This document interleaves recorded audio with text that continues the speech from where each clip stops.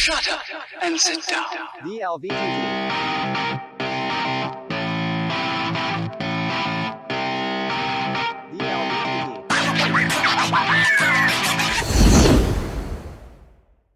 Alright, welcome to DLVTT's Who is the YouTuber? Today I want to introduce you to one guy, the famous one from downtown Fremont, Marc, the other me. Welcome to this show. What's this famous stuff? There's no fame around us. You are famous, A bro. guy with a camera. Could you please introduce yourself and your background? 53-year-old miscreant, general, go against the grain kind of person. I don't know. I'm just a construction worker. That's all I've ever been. Decided to be a YouTuber one day. All right. I spent time with my kids and been in the construction industry my entire life. So it's really all I know, other than what I do with cameras now. All right. So, But you are known as the other me. yes, other me. And who is Marc when you're not on camera? Dad. Yeah, mainly? Old man. I'm your average everyday guy, man. There's nothing special to what I do with my life. I'm average middle America. I get up at 4 in the morning, go to work like most people do, and I struggle to pay my bills, and I struggle to find time to have fun with family and friends, and Right.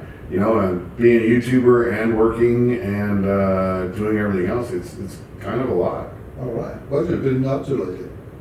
Lately, I have been. It seems like I'm doing more live streams than I am doing anything else, and that's just because of time crunch.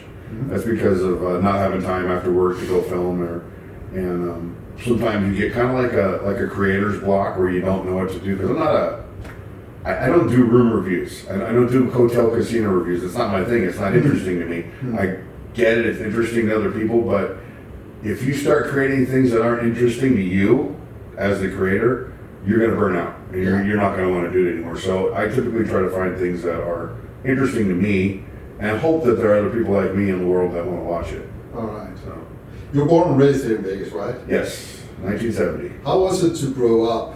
You must have seen ups and downs here in Vegas. Oh yeah, I've seen a lot of change. The thing is, being a local here and watching what's happened on the Strip and the lake and everything else, you kind of take it for granted. You know, when I guess it's anywhere you live, you take for granted your surroundings because that's where you've always been. So you focus on yourself. So you kind of become a little self-centered on your own life, and so you don't really pay attention to what's going on around you. But when I think back of what like Vegas looked like when I was growing up versus what it looks like now, it's a totally different place. It's like being on another planet. It's not even close to being what it used to be. Is there still something in Vegas that can surprise you?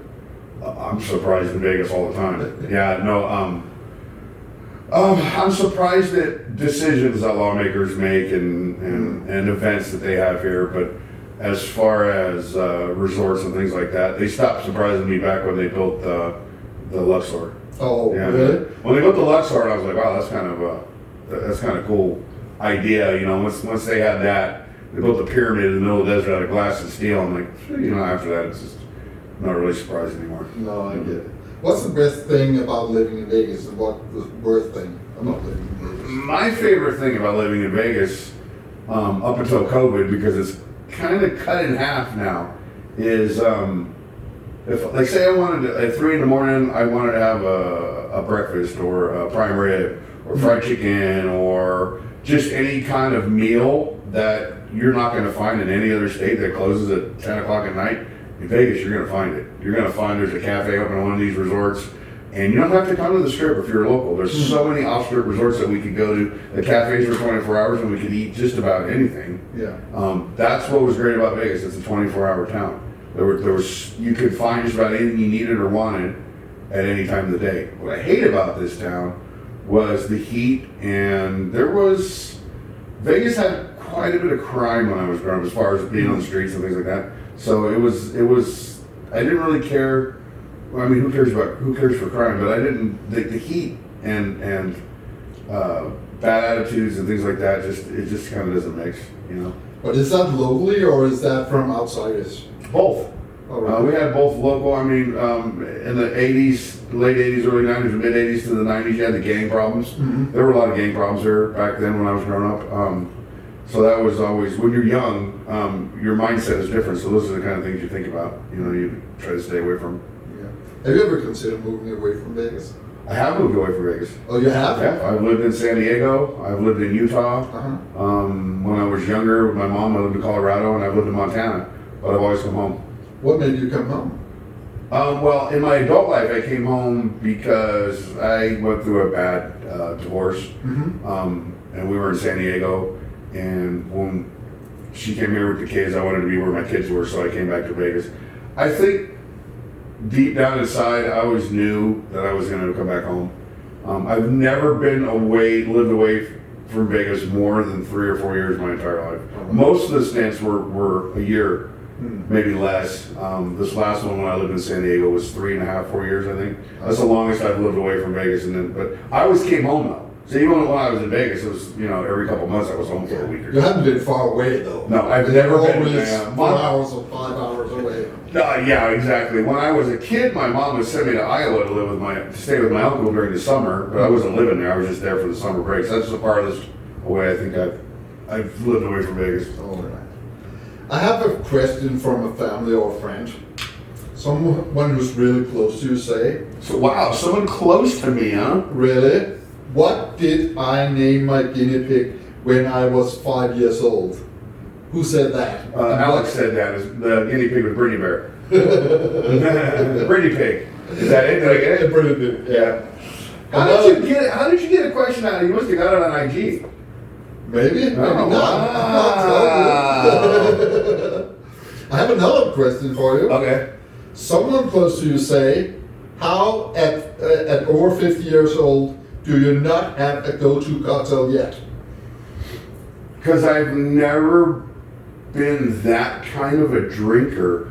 When I was in school, when I was young, it was just beer. And honestly, I don't like beer. I never did, but you pound a couple of them, you don't taste it anymore. So I hang out with your friends and I'd pound some beers and they go. But as I'm getting older, your taste change. So certain beers actually taste pretty good. All right. Whereas when I was younger, they tasted like, ugh, they were gross.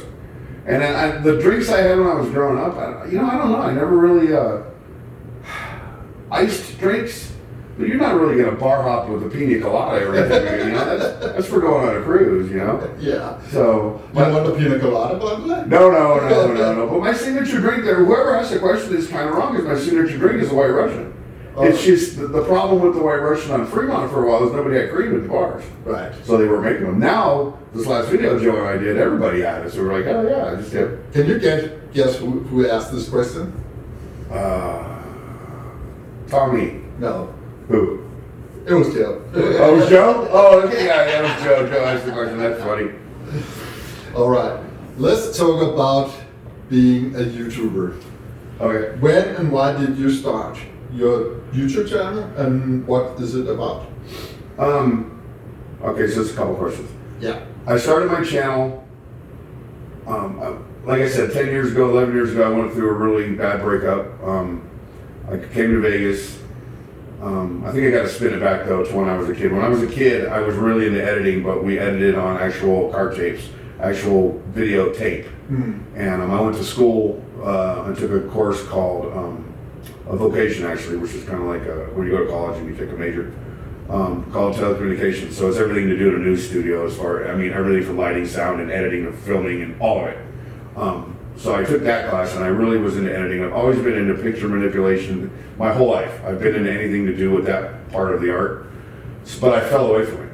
And so then when I went through this really bad breakup 10 years ago, I started watching a YouTuber that was a Disney YouTuber, and I just noticed he was just walking through the park filming and talking. He wasn't really editing. I'm like, well, I can do that. This guy's got almost 100,000 subscribers. I can do that. So, and then I thought, well, this would be a great way for me to spend some time with my kids. Right. Well, my kids didn't want to be on camera. Now I invested though, because I got all this equipment and everything. Now I invested, so I started making videos, and I fell in love with it, man. I had so much fun. I'm like, I wish I would have done this 10 years ago. I fell in love with the process. I fell in love with the editing. I had a lot of fun going to shoots and hanging out with all the guys. Met a lot of really, really great people. Yeah. And I have a greater understanding of why my city is so loved. Right. Because like I said earlier, you take it advantage, you take it for granted where you live. So now I look at my city through the eyes of the people that watch my channel, and I can see what there is to love about it so much. Whereas growing up here, you don't really see that. Do you think you come more around now you're doing YouTube? Yes. Than you would do without it? Oh yeah, I really do. Right. Yeah. You do your video editing yourself. Yes. What do you use for editing, and how much time do you use on it? I use a program called DaVinci Resolve. I use the free version, which is crazy because the free version, DaVinci Resolve, is one of the 2 or 3 programs that are used by Hollywood studios to edit Hollywood blockbuster movies. Right. And DaVinci is the one that's the color standard, what they colorize the movies with. It has a steep learning curve, though. Yes and no, but there's a lot. It does have a steep learning curve, but there's a lot of free information on YouTube to learn how to use it. As far as the editing software, if you're just editing without doing special effects or speed ramping and things like that, they're all pretty much the same. DaVinci and Premiere Pro and Final Cut, they all pretty much edit the same. DaVinci just has, I like the way it looks when you drop your edits and stuff on the screen more than I like Premiere Pro. And Premiere Pro crashes a lot. Plus you gotta buy into their whole cloud thing. You gotta pay monthly and all that crap. And DaVinci, you don't. I have the free version. And I everything you've ever seen on my channel, all the special effects, the graphics, the holograms, all made on the free version. Oh, you haven't considered doing the paid version? No, I'm gonna buy it. It literally is. It's like $300, and it's a one-time payout, Right. and you have the pro version. And I really want to get it. I don't know. I'm just lazy. I want to spend the money on something else. Right.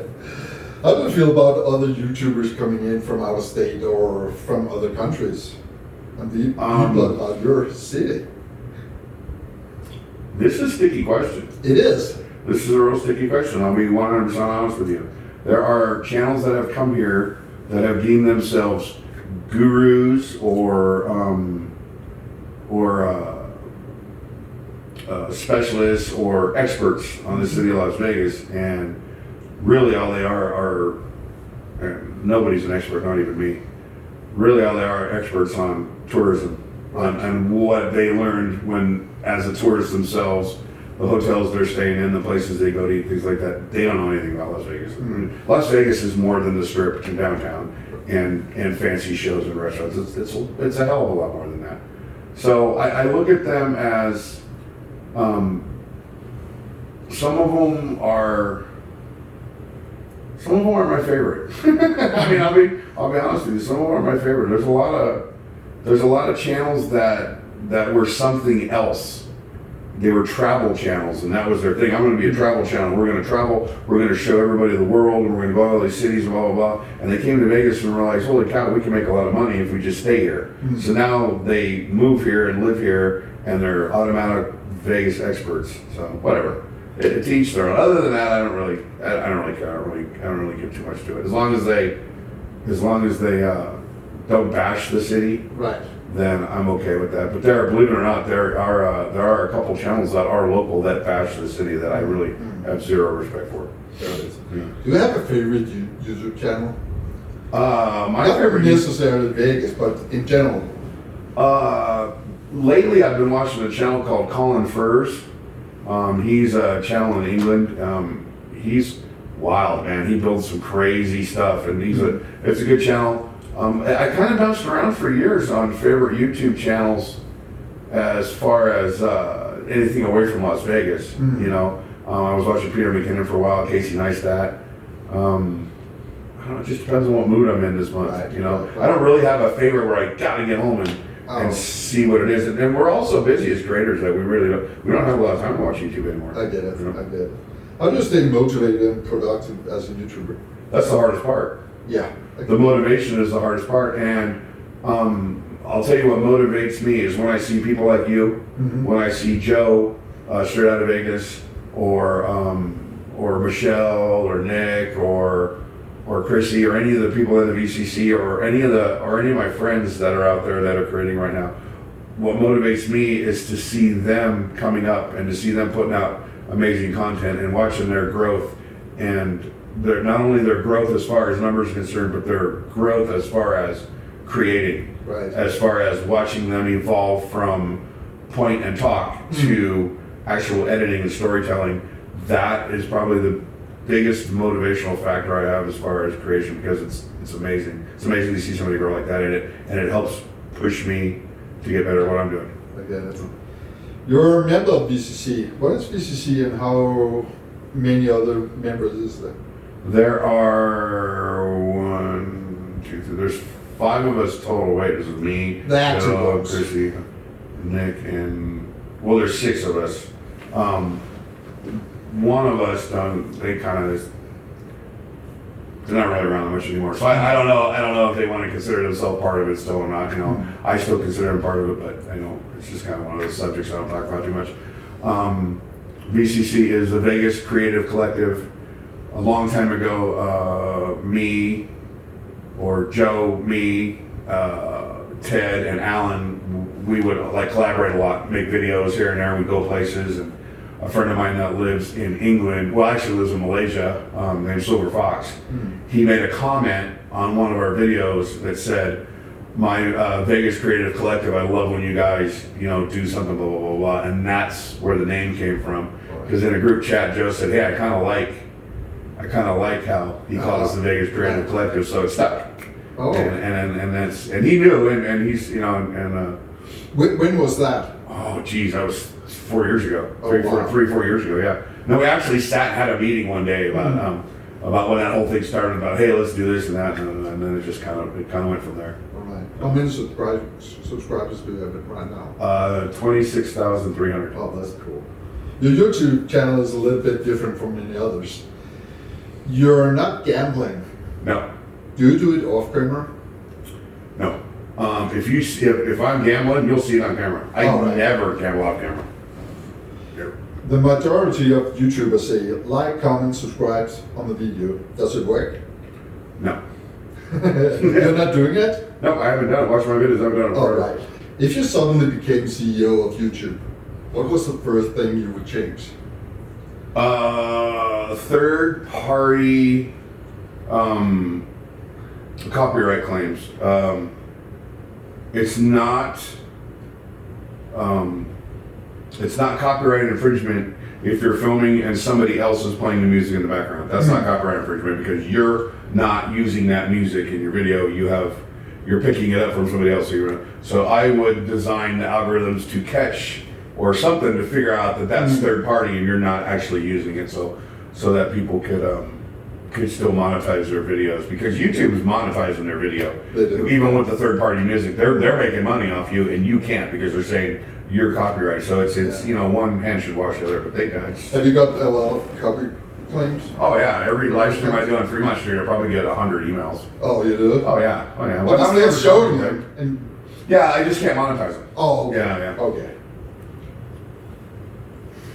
There was an episode downtown on Fremont where you were handcuffed and arrested Yeah, I was swatted. while you're doing a live stream. What happened? There's a thing called swatting. What it is, it's basically a game that people play. What they do is they call the police and they say that they're you, wherever the live streamer is. I just offed my family, and now I'm gonna cause all this havoc down on Fremont, or I'm gonna do this and that, and then they hang up or whatever. And they'll even describe you, but they're saying they're you, Right. So then the cops come in, and that's what happens. It's called swatting, and it's dangerous. People have been killed. Oh, really? Yeah. Oh yeah. The creators have been killed. That's crazy. You're not the only one I'm gonna interview. Do you have a question for the next interview? You talking about Joe? Probably. You know what? I'll have to think about that for a minute. Yeah, I'll have to think about that for a minute. It's. I never really thought about if I interviewed Joe what I would say to him, or what I would ask him. Joe was a huge influence on how I create. Not in how I create, but well, yeah, I guess partially how I create. He was a huge influence. What he did, it's not so much that he was like, do this or do that. It was suggestive. He would say things that made me think about, hey, you're right. I'm doing this too much. I'm doing that too much. And it really helped out a lot. So I'm glad I have a friend. I love him like a brother. I'll have to think about that for a minute. But yeah, I'll probably come up with something. All right. Is there anything we haven't covered that you think we should have in this interview before we close off with one last question? Don't do it for the money. If you're doing this for the money, it's a long journey. Right. It's a long journey. I know that there are other channels that like ballooned out of nowhere and they're making all this money and they're actually using it as a way to live, and it becomes their job. And I mean, who doesn't want to do that? Right. Shoot, I want. Do you have a do dream about doing that? Do you have a dream about doing that? Yes, I want to. I'm 53 years old. I would like to. By the time I'm 55, I would like to be doing this full time, to where I don't have to go to a 9-to-5 job anymore. But if you do it for the money, you're doing it for the wrong reasons. So do it out of passion. Go have a good time. 1 out of 100 people are going to make it doing it out of, actually might even be higher, it might even be a higher statistic. Yeah. 1 out of 1,000, whatever, are going to actually make it to the point where they can make a living at it. I don't make enough to make a living. So do it out of passion. Do things you love, and the doors will open for you on the way. All right. One last question, and this you got to answer directly to the camera over there. One day you will be gone. What would you like to be remembered for? Wow.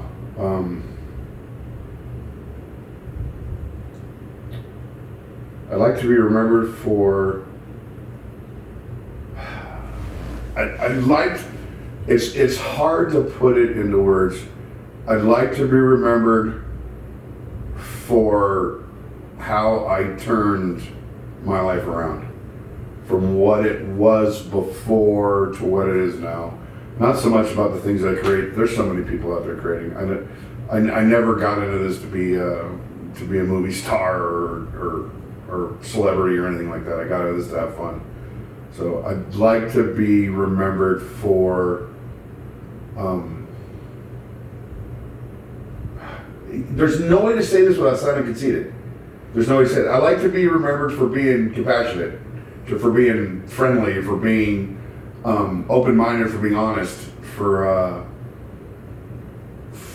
just for all that stuff, I guess. Right. I don't want to be remembered for things that aren't very particularly happy. Thank you so much, Marc. Thank you. This was fun. That's real fun. Yeah.